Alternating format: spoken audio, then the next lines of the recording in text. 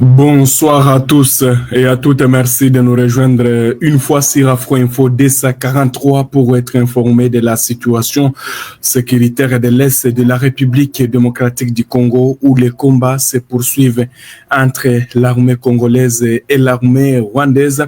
La RDC qui est agressée toujours par son voisin le Rwanda et malgré toujours quelques processus qui sont au niveau international, il y a toujours les combats qui opposent en violation de cessez-le-feu.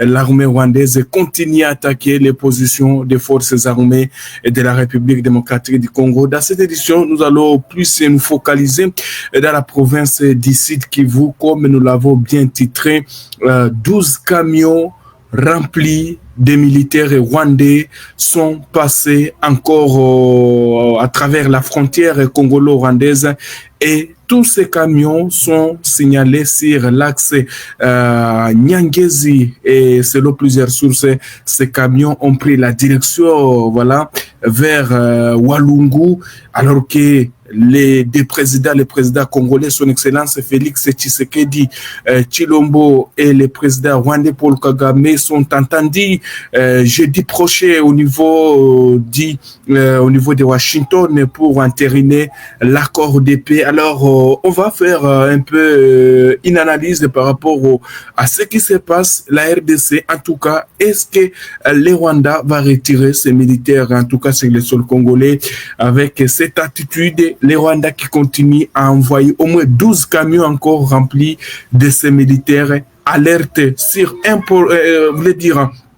cette alerte en tout cas de la société civile, des habitants qui ont pu voir tous ces camions encore passer à la frontière avec la province du Sud Kivu et qui sont déjà au niveau de l'axe Nyangezi. En tout cas, selon cette information, vous devez retenir que les militaires rwandais ont été déployés avec 12 camions remplis de militaires et de munitions, de blindés et l'artillerie lourde sur l'axe Nyangezi-Uvira et pourraient attaquer. Voilà, selon ces informations, il pourrait attaquer les Wazalendo et les forces armées de la République démocratique du Congo très prochainement. Vous devez retenir que cette alerte émane de plusieurs sources, que ce soit certains médias locaux qui alertent en tout cas les gouvernements congolais à plus de vigilance car de multiples sources locales signalent depuis même la soirée un renforcement massif des positions de cette coalition RDF M23 dans plusieurs zones stratégiques. Vous devez retenir que dans plusieurs zones stratégiques du site Kivu, notamment Nyangezi, ensuite Nyangezi également sur l'axe routier Bukavu, Uvira, alors que ce sont toujours ces rebelles du M23 soutenus par les Rwanda qui contrôlent la ville de Bukavu. Alors, il y a toujours des militaires rwandais qui continuent à être déployés en vue de lancer les offensives sur les forces armées de la République démocratique du Congo. C'est l'eau des témoins. Plusieurs camions blindés et armes lourdes ont été aperçus entre dans la localité où un quartier général aurait été installé près de l'ancienne base des Chinois. D'autres mouvements de troupes rwandaises ont été observés vers les escarpements d'Ngomo ainsi que dans la plaine de Ruzizi. De la Ruzizi, parallèlement, les rebelles où l'armée rwandaise aurait renforcé ses positions depuis des jours dans le secteur de Kamanyola.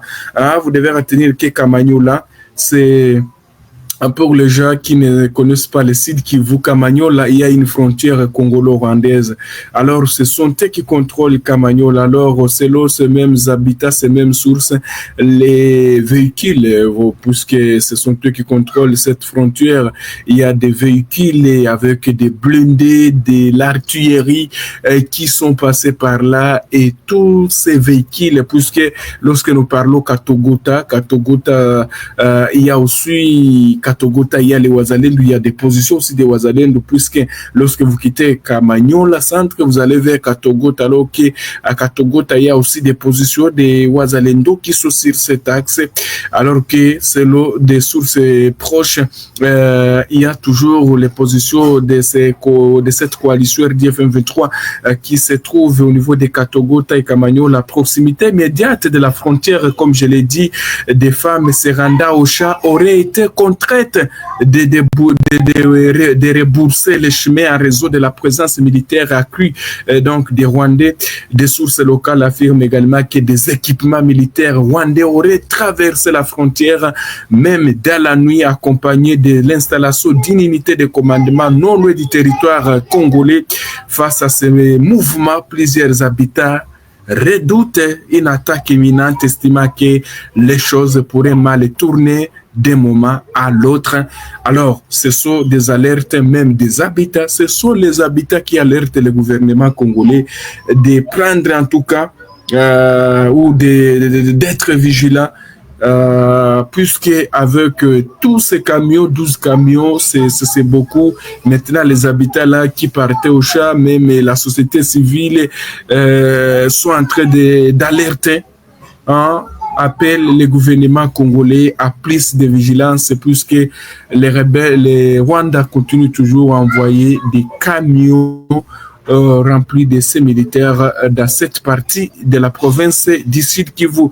Alors que ce soir, toujours au niveau de Mwenga, les forces armées de la RDC tiennent toujours et contrôlent la totalité du centre de Mwenga et ses environs, contrairement à toutes les rumeurs, toutes les fausses informations qui peuvent circuler sur les réseaux sociaux. C'est ce que vous devez retenir, chers téléspectateurs d'Afro Info, Odessa à 43. On va parler aussi de cette information, surtout dans les territoires de Walikale, comme nous l'avions bien titré, la situation aussi de Walikale qui reste calme, mais selon nos confrères d'actualité précédée, des coups de feu ont été entendus ce lundi 1er décembre près de l'aérodrome de Kigoma à Walikale centre. Ces tirs d'armes vers du 7h local ont duré une demi-heure. Aucun réseau n'est pour l'instant évoqué, mais les retentissements d'armes a plongé la population dans une psychose sous une pluie battante. Plusieurs familles ont commencé à se déplacer, redoutant une attaque. Les habitants des quartiers Kigoma et KTP qui sont proches de l'aérodrome se sont enfermés dans leur maison. Selon toujours nos confrères d'actualité précédés, les porte-parole de la 34e région militaire appelle la population au calme. Major Dieudonné Kassereka promet de communiquer sur ce fait dans les heures qui suivent. L'aérodrome qui est contrôlé par les forces armées de la République démocratique du Congo. Alors que dans le territoire de Walikale, il n'y a pas des affrontements signalés. C'est lundi 1er décembre 2025, chers téléspectateurs d'Afro Info, Odessa 43. Alors, dans le territoire de Massissi aussi, c'est le calme qui règne. Chers téléspectateurs, il n'y a pas des affrontements dans le territoire de Rutshuru aussi. Bon, oui, chaque jour dans les Rutshuru, il y a toujours des combats qui opposent la coalition RDF et les résistants Wazalendo. C'est ce que vous devez retenir concernant la situation des différentes lignes de front. Parlons aussi de cette information, chers téléspectateurs d'Afro Info, Odessa 43.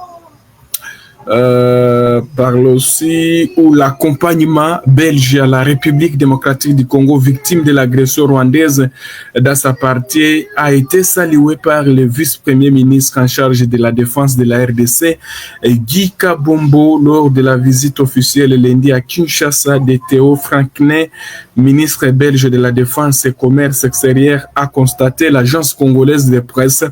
Nous saluons votre visite qui intervient dans un contexte sécuritaire particulièrement difficile pour la RDC qui fait face à l'agression rwandaise. C'est supplétif d'M23 dans sa partie est et dans ce contexte, l'accompagnement belge est non seulement le bienvenu, mais également stratégique, a-t-il dit.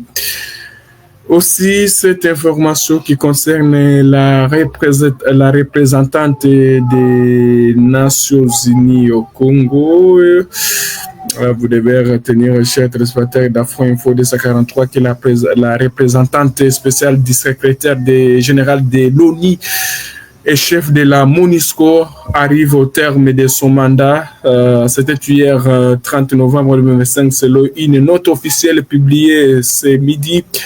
Son passage aura été marqué par plusieurs interventions humanitaires, sécuritaires et politiques dans un contexte de tensions persistantes à l'est de la RDC. Bruno Lemarquis assurera l'intérim jusqu'au 28 décembre 2025. À partir du 28 au soir, Madame Viviane Van de Père prendra le relais comme chef de mission ad intérim. Nous sommes arrivés à la fin de cette édition. Merci à vous de nous avoir suivis jusqu'ici. Si vous avez apprécié ces contenus, n'oubliez pas de vous abonner à notre chaîne, d'activer la cloche de notification pour ne rien manquer de nos prochaines vidéos. Likez et partagez cette vidéo. On se retrouve très prochainement. À bientôt.